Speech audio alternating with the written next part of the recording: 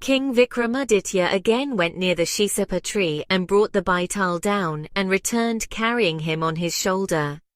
When he left from there with him, the Betal again said on the way, "King, you are working very hard to get me. This time I will tell you a new story to make you forget your hard work. There is a city named Tagralipti on the coast of the Eastern Sea. In ancient times a king named Chandrasen ruled there. That king was very powerful. He used to snatch the wealth of his enemies but never touched the wealth or property of others. He used to avoid other women, but he did not hesitate at all in killing his enemies on the battlefield. Once a prince from the south named Satyashil came to the king's doorstep. He sent a message to the king about his arrival, and to show his poverty to him, he tore his clothes in rags along with his other friends. He served the king for many years as a candidate, but could not get any reward from the king. Then he thought, "Why am I so poor even after being born in a royal family? And why has the Creator given me so much ambition in spite of being poor? I am serving the king like this along with my companions and am suffering from hunger. Yet the king has not even raised his eyes towards us." Satyashil was thinking about these things when one day the king went out for hunting. He too went to the forest with the king along with horses and pedestrians.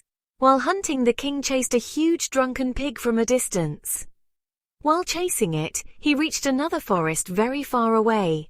There the pig disappeared in the grass-covered field, and the tired king lost his way in that huge forest. Satyashil, troubled by hunger and thirst, followed the king riding on a horse that talked to the wind and somehow reached him on foot.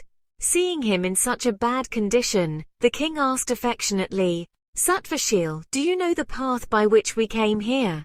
Hearing this, Satyashil folded his hands and said, "Yes, sir, I know that way, but please stay here for some time because it is very hot right now. The sun god is spreading his brightness on the earth very fast." "That is fine."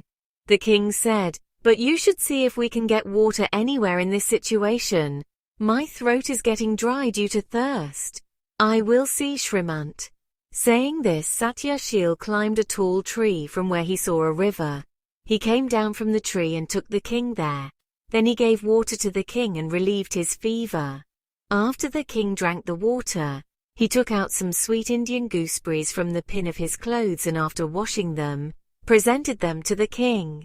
When the king asked him, "Where did you get these from?"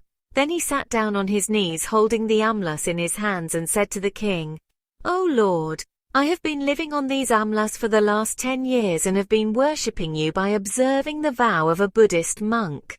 There is no doubt that your mind is truly Satyashil." Having said this, the kind king thought, "Shame on those kings who do not know the pain of their servants, and shame on their ministers who do not tell the king about their condition." Thinking this, after a lot of talk from Satyashil, the king took 2 Indian gooseberries from his hand, ate them and drank water. After that, Satyashil also drank water and rested there for some time with the king. Later, Satyashil saddled the horse and made the king ride on it.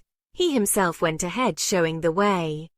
Despite the king's repeated requests, he did not sit behind on the horse. On the way, he found the king's lost soldiers and took them all with him and returned to the capital.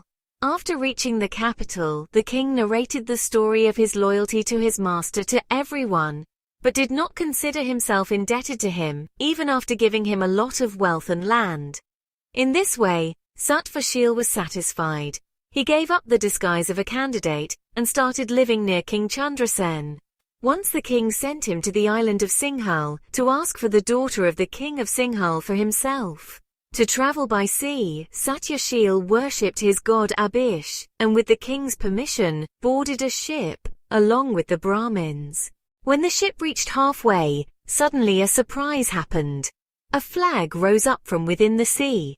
That flag kept rising gradually, and its height became very high. The pole of that flag was made of gold and colorful banners were fluttering on it. Suddenly, at that very moment, clouds gathered in the sky, torrential rain started and the speed of the wind increased too much. Just as an elephant is pulled by force, similarly, Satyashil's ship was pulled by rain and wind and got tied to that flagpole. The Brahmins who were on that ship were frightened and started calling their king Chandrasen and shouting, "O king, save us! What is this tragedy?" When their cries and screams were not heard by the virtuous man, the devoted king took the sword in his hand, and after folding his clothes jumped into the sea near the flag. Even though he did not know the real reason, he put his soldiers at stake to counter this disturbance of the sea. When Satvashil plunged into the sea, the strong gusts of wind and the waves of the sea threw his ship far away. The ship broke into pieces and the people sitting in it became food for the aquatic creatures. When Satvashil looked around after diving into the sea, he saw a beautiful city instead of the sea. In that city there were shining golden buildings with pillars of gems, there were excellent streets paved with water, and there were many beautiful gardens. There he saw the temple of Katyayani Devi, which was as tall as Mount Meru, whose walls were made of many kinds of gems and on whose flag were sewn many colored letters. There he bowed to the Devi, and after worshipping her with praise, he sat in front of the Devi, thinking, "What kind of magic is this?" At the same time, a divine girl suddenly came out from the halo in front of the goddess by opening the door. Her eyes were like indigo, and her body was like a blooming lotus. Her smile was like a flower, and her body parts were as soft as a lotus stalk. She was like a moving and blooming lotus. Surrounded by her friends, the girl came out of the chamber of the goddess temple, but could not get out of Satvashil's heart in any way. She again went inside that halo, and Satvashil also followed her. After entering the aura, Satvashil saw another city fit for the gods. That city was like a meeting garden of all the pleasures and wealth. There he saw the girl sitting on a gem bed. Satvashil also went ahead and sat near her. Satvashil, who looked like a painted girl, started staring at the girl. His limbs were trembling and his body was thrilling, which showed the eagerness to embrace her. Seeing Satvashil so lustful, the girl looked towards her friends. Understanding his gesture, the friend said, "You are our guest here, dear one, so please show hospitality to our lady. Get up, go and take a bath, and then have your meal." Hearing this, Satvashil got some hope and he went towards a lake nearby with the girl's friend to take a bath.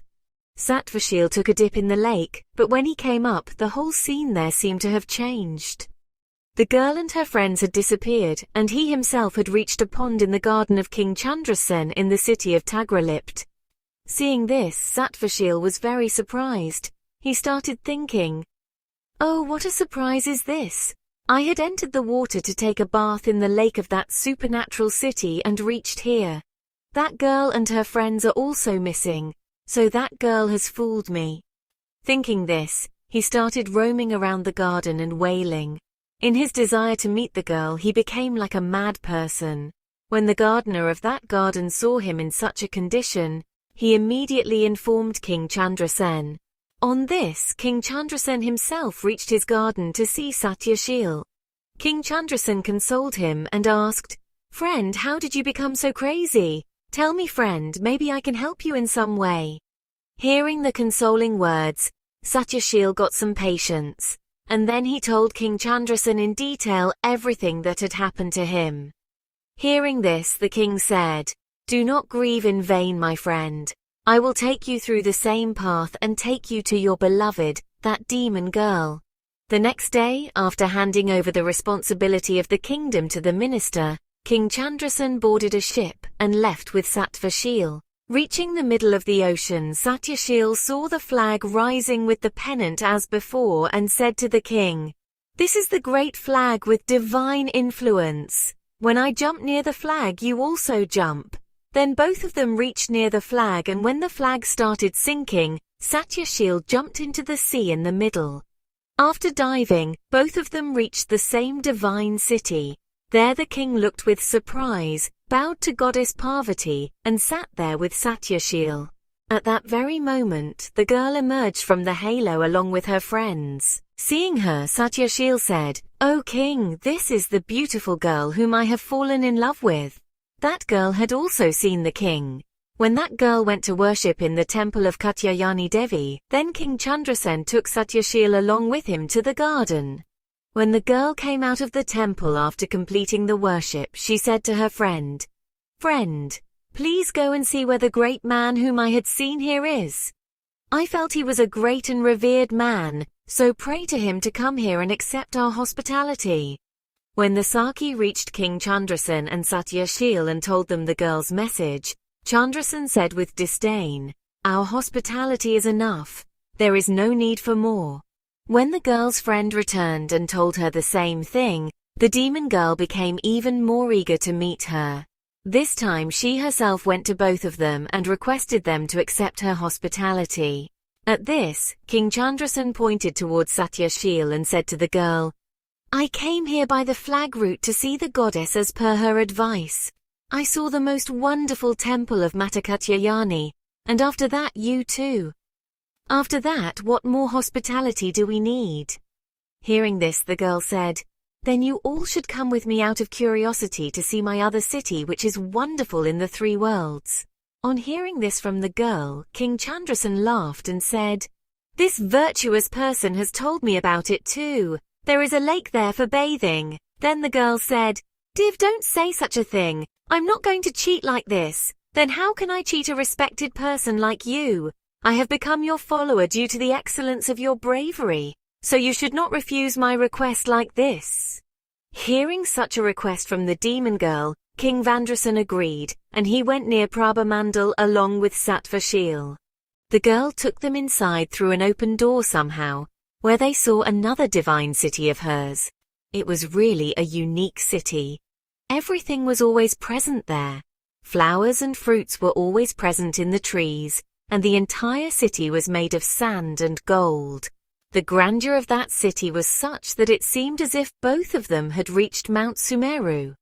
The Asura girl took him to a beautiful room and made him sit on a precious throne studded with precious stones. She welcomed him in many ways and introduced herself. "I am the daughter of Asura King Kalanemi. My father died due to the chakra of Chakradhari Vishnu. Here old age and death are not a hindrance and all wishes are fulfilled automatically." Then she prayed to King Chandrasen, "Now you are my father and I am under your control along with these 2 cities. Please accept my request and do me a favor." In this way, when the girl handed over everything to the king, then he said to the girl, "Daughter, if this is the case, then I tie you in the bond of marriage with this virtuous man. He is brave, patient and faultless. Now he is my friend as well as relative." The demon girl immediately accepted the king's request and married Satyashil. Satyashil's wish was fulfilled and he thanked King Chandrasen very much. At the time of departure, King Chandrasen said to Satyashil, "Friend, I ate 2 of your Indian gooseberries. I have repaid the debt of one of them. The debt of the other is still pending." Then he said to the demon girl, "Daughter, show me the way because now I want to return to my city." On the king saying this, the demon girl gave him a sword named Aparajit and a fruit to eat which would neither make the king grow old, nor would he be afraid of death. Then, taking both those things, the king took a dip in the lake indicated by the demon girl and returned to his country. Satvashil also happily started ruling both the cities with that demon girl. After narrating this story, Betal asked Vikramaditya, "O king, now tell me who among the 2 showed more courage to dive into the ocean? If you do not answer this question even after knowing it, then your head will be broken into pieces." Then the king answered the question of Betal in this way. "Betal, I found Satshil to be more courageous among the 2 because he jumped into the sea without knowing the reality and without any hope. Whereas King Chandrasen already knew everything and he jumped into the sea with faith. He did not even know the demon girl because he knew that even if he wanted he would not be able to get her. You gave the right answer, my lord, but you broke your silence in answering my question, so I am leaving." Saying this, Betal slid off Vikramaditya's shoulder and flew back towards the same tree. The king also returned quickly in the same manner to bring him back.